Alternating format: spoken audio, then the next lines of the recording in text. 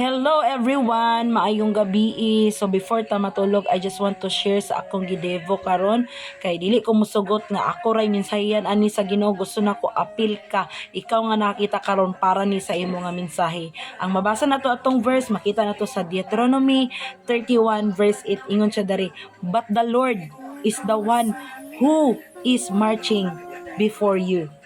He is the one will be with you. He won't let you down. He won't abandon you. So don't be afraid or scared." Hallelujah. Kalami sa pulong sa Ginoo. Unsang giingon, ngano madlok ta? Why we scared? No? Naara daay si Lord. Dili day ta dapat mabalaka, dili day ta kailangan mahadlok. Never ta ma-discourage kay si Lord di ay nag-uban ra di ay sa atoa.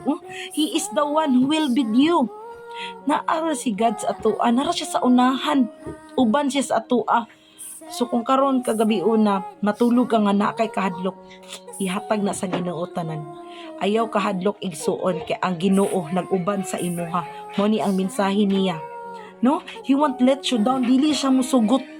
Dili siya musugot nga iyang anak ma-down. Dili siya musugot anak, pinalangga ay ka sa Ginoo, palangga ka sa Ginoo. Dili siya gusto makita ang iyang mga anak nga maglisod-lisod. He won't let you down. Sa pag-iingon, He won't abandon you. Never ka igsuon ay abandon sa Dios. Bisag unsa pa ka makasasala, bisag unsa pa imong gibuhat nga sala, never kaniya talikdan. Never kaniya i-abandon. Inana ang Dios mahigugma sa atoa igsuon. No? So ayaw kadlok, don't be scared. No? Ay kadlok, don't be afraid. Ayaw kadlok kay ang Dios always nga uban sa imuha karon. Matulog ka nga adunay kalipay o kalinaw kay ang Dios nag-uban sa imuha.